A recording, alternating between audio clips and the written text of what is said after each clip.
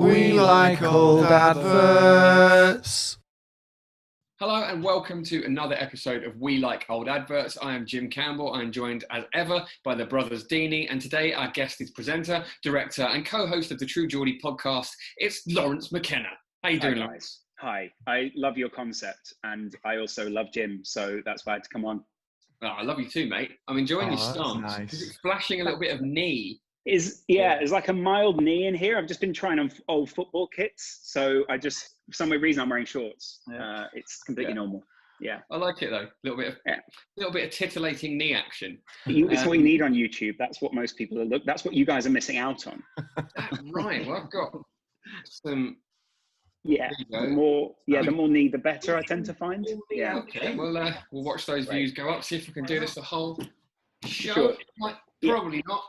I've got a game. It's called Knee or Head. Knee or Head. That's brilliant. Yeah, this is a great game actually. Yeah, and this is obviously the new YouTube trend. Get your knees out for the brilliant. Out for the views. I physically can't do it.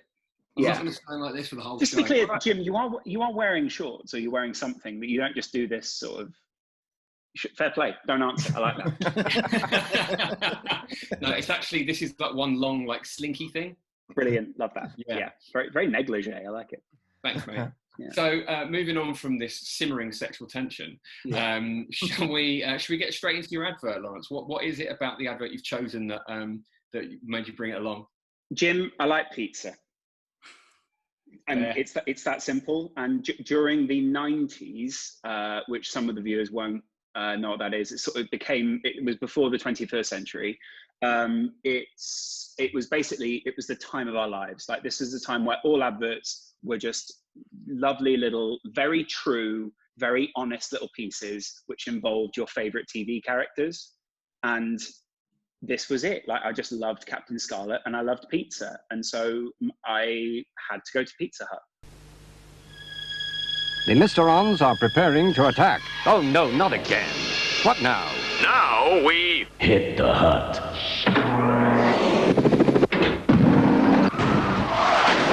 Phew, traffic. A Captain Scarlet cup, kids Pepsi, and a pizza, just $2.99. Uh-oh, they're back. Oh dear, how embarrassing. For Captain Scarlet cups, hit the hut. There you go. What were you worried about? I don't know about you guys. I was always really sort of baffled by how every couple of years, like Thunderbirds and Captain Scarlet would come back. But they were the old shows from like the 70s, perhaps, when they were made. And they would just be sort of relaunched as if they were new. And it would work every time. Definitely worked in the 90s. That is a fact. But it's a funny way, I thought, to respond to an impending alien invasion. Yeah. Guy goes, the Mysterons are ready to attack. And Captain Scarlet goes, oh no, not again. I love that, though. Yeah. Just had enough now. King Alfred, the Vikings are coming. Oh, it's inconvenient, isn't it? Yeah. Anyway, I'll just bring Domino's. Yeah, exactly. Yeah. I don't mind. I mean, but as a kid, it worked perfectly. I just didn't think of it. Like, I was just literally like, okay, well, let's hit the hut, and you get in the car and you turn to your dad and you go, Dad, let's hit the hut. And your dad just sort of goes, he'll grow out of it. And then I guess you kind of do. But ultimately, like, I loved Captain Scarlet and it worked. It was so smart. And they knew exactly, can I swear? We'll probably bleep it, but yeah. Those f***ers knew what they were doing. I'll just put it that way. It was just so uncynical. But that's now as an adult that I look back, I'm like, how was I hooked in? Yeah. Oh, yeah. It's quite 2-bit. I can't help but notice that they didn't show the puppets eating pizza, and I sort of understand why that would have been impossible. But I still feel they should have at least attempted it. That was some marionette skills. Do you not remember back in the day? Do you remember in the original Captain Scarlet? I think I've watched every episode. Like, they used to do that thing where they go, I'll turn the switch. And then they'd have like this B-roll come in and this perfect hand would like turn something. Yeah. And then it would go back. I feel like they've missed a trick. The point is as well, I think Pizza Hut did the smart thing at the same time and got in with the toys that come with the pizza sort of thing. And that was what I wanted ultimately. It started, I think they did Star Trek before this. and I wanted the Star Trek one, and that was an equally kind of zany advert.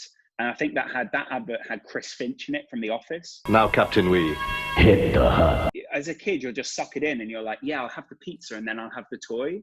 And I remember we all got so excited in our school that a kid went, yeah, I'm going to book a Pizza Hut party. And we're like, oh my God, a Pizza Hut party. Like, what's better than this? We got there, and the twist of the plot was that the kid himself didn't like pizza. So he booked the Pizza Hut party and he hated pizza, and he had dried toast at Pizza Hut.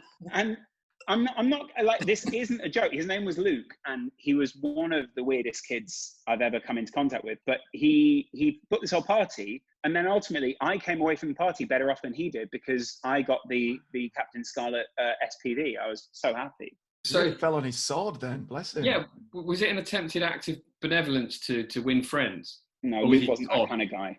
He just loved the toast there. They do the best toast in town at Pizza Hut. Yeah, they really, you know what? I reckon if you put toast or bread in a pizza oven, you're going to come out with something incredible. Yeah, true. I'd love to go to Pizza Hut and ask for bread, just to see what happens for toast. Well, I mean, I suppose they go, do you mean garlic bread? Or do you mean, like, no, you go, I just want the bread. Can you just do the bread for me? And they'd be so confused. Ultimately, that was their downfall. Weird kid. Next advert, Connell. This is your choice, isn't it? What's made you bring it along? Yeah, I just remembered it. It popped in my head, and I thought that's it'll speak for itself when you see it. But it's one of my favourites. Fairy Biscuit Boy sets out down to the lake to splash about. A lake of purest Cravendale, just creamy, fresh and cool and pale. Though mother warned, don't swim too long. He dips and dunks, what could go wrong? So listen well to this milky tale. You could lose your head over Cravendale. Cravendale.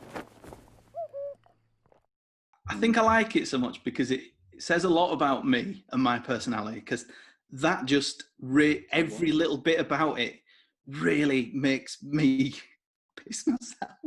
Oh, really? It's hilarious. I think everything about it is funny. That little voice, the Milk River, it's great. I love it. The music's really something else, isn't it? I mean, it's like a mix of klezmer and Tiny Tim, you know, the guy who sung Tiptoe in the Tulips. Yeah, I like him for the same reasons. It just makes me laugh. It's ridiculous. I should hate that advert, but somehow I don't. I think it's pitched just the right side of annoying. But it makes me want cookies with faces rather than a brand of milk. Yeah. I always refer to it as the McVitie's advert, and then I go, oh no, it's not. It's actually milk that they're selling. The lovely Milk River. It's quite dark. Does milk need that? I mean, does milk need this much of it? I do get the feeling there is some sort of in years to come, we're going to find out milk gives you something awful like stomach ulcers or something, because they put so much advertising into milk, and I'm like, we as a population, we already drink it. Like, we already consume so much of it. It's not like I watch the ad and go, oh yeah. They don't need these ads. Yeah. Like, it's maybe, I don't know, maybe as a kid, it's aimed at kids, because then you're walking around a Tesco or something and they go, oh mum, get Cravendale, not blah blah blah. But yeah, maybe that's right. Really? Well, actually, as well, that would certainly back up that theory, wouldn't it? The content of the ad, the little crazy guy running around living his life. Barry the cookie, whose head falls apart. It falls apart. Yeah. Like, how often are they like making him a new head? His body's fine though. His body's made of biscuits, but that's fine when it comes out of the river. Biscuits. But imagine how they had to store. They would have definitely had to storyboard this before they took it in to pitch it, because otherwise, if you're standing there going, yeah, and then his head falls apart, and the ad execs just go, sorry, it's like his head falls apart. That sounds horrific. Like that, he's just committed suicide in the river. Yeah. And weirdly, his mum can just rebake his head, apparently.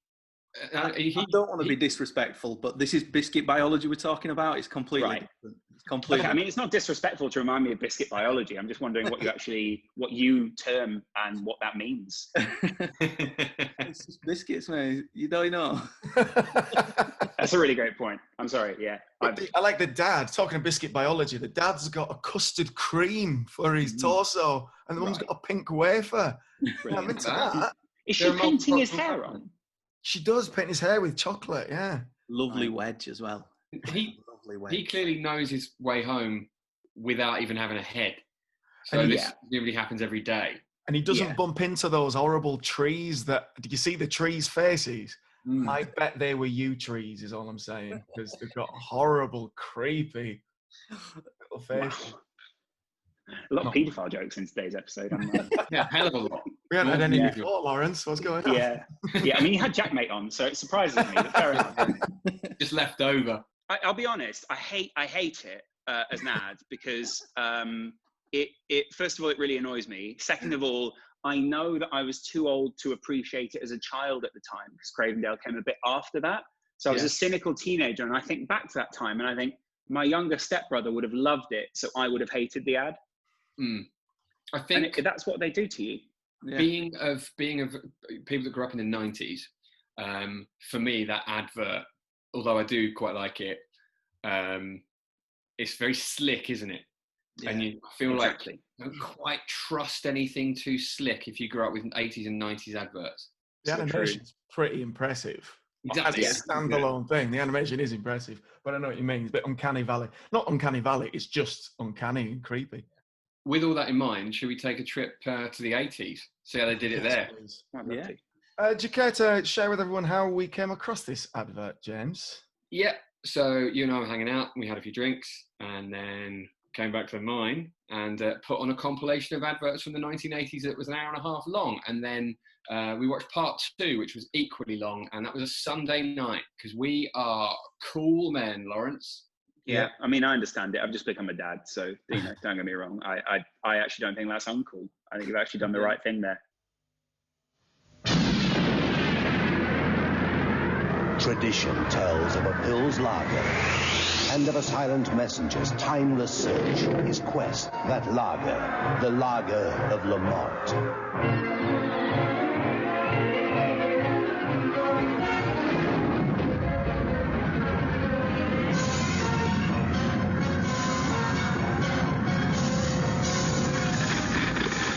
Strong Pils with a taste beyond time, smoothness beyond dream. Seek out the lager of Lamot. This is one of the best things I've ever seen. I just love this so much. If you're going to plagiarize an 80s icon to hawk your wares, He-Man is the very thing I'd suggest. Yeah. It's marvellous. The main character in the advert looks like the bad guy. Do you know what I mean? He's quite scary. He's not. He's an anti-hero, is what you're saying, Jim. Very much so. And then he's on his way to find some beer out of an old temple, and then it explodes in fear at the look of him. So much happens in this advert that a volcano goes off in the background, and I barely notice it. You know? Yeah. It's very much of the time, though, isn't it? Doesn't it feel, because I grew up with that kind of aesthetic, though, I don't feel it's as scary as maybe it should be. Like, to me, it's like, oh, I feel at home here in this beer volcano, scary animal land. Whereas actually, like, I imagine if a kid watched it now, they go, what's wrong with this? Like, why is this a thing? They wouldn't know what it means. They wouldn't know why it would be good. It's interesting that you said that, though, because you're talking about yourself as a kid and kids now. It's for beer. Yeah. But like, very much does seem like it's aimed at kids, doesn't it, from the time? Yeah. If they re-released it now, oh my, they'd sell out. People would lap it up. They'd be like, oh, have you seen that cool He-Man hipster beer? It's fantastic. We're a lot more Game of Thrones beer. Yeah. What is that? Oh no, is that a cat or a dog? It's a dog. Okay, just check. Small dog. But small dog. So what I like was, like, nothing is really sacred in advertising. And, like, you know, if you go back to the Don Draper era of advertising, they're very much playing on like social ideas. Whereas at this point, they've just gone, what can we use from other cultures unashamedly to advertise a mystical beer, which ultimately like isn't anywhere near as mystical as anyone's trying to make out. And you won't have anything near the journey that this guy has, but we're going to attach it to all this. And we don't care what you think. Like it's just, you know, we're using whatever social ideas you have of the Far East or wherever he is supposed to be to sell you basically bubbly drunk juice. Yes, but as if it's this like such a lifestyle thing. It's from another realm of reality, which is and I'm only going to have it with like an Indian curry or something. So ultimately, it's not nearly as magical as you seem to be telling me it is. It's described as a taste beyond time. I mean, it's discontinued now, but that is a claim. Yeah, it really is. I think they blew the budget on the advert. They must have got enough money left to make any beer. And like at the end, I mean, they're really keeping to their formula, I suppose. So they say, seek out the lager of Lamont. It gives us a quest. It's the call to adventure. That's the second stage of Joseph Campbell's hero's journey. We're part of it, lads. Oh, it's almost like it's for people that do like military reenactments, isn't it? It's a very niche type of person to aim your product at. Nerd beer. They've also screwed it up because most people who buy that kind of beer aren't nearly that motivated. So they'll basically go, oh, no, it's Carlsberg. Yeah, I don't think I'm going to get the beer where you have to go on a quest. Yeah, exactly, yeah. Most of them are going, what the f*** is a quest? Like, why would I go on a quest? Whereas other guys are going, yeah, we quest very often, you know? I think the word lager isn't something you'd expect to hear in a story like this. Yeah. You know, and then Master Frodo procured from his bag some lembas and a nice continental lager. You know, it's just and a pepperami. Look at him.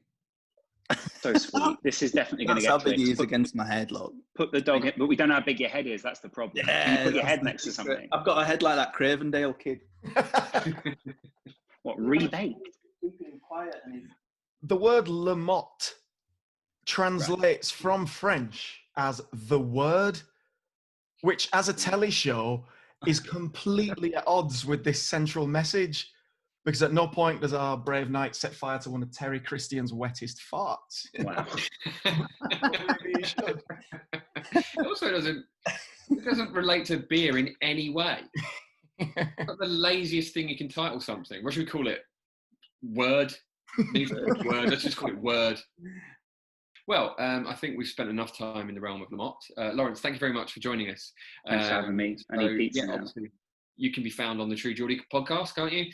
Just online. Yeah, just go on the internet and just type it in. You'll either find me or an ear, nose and throat surgeon. So, you know.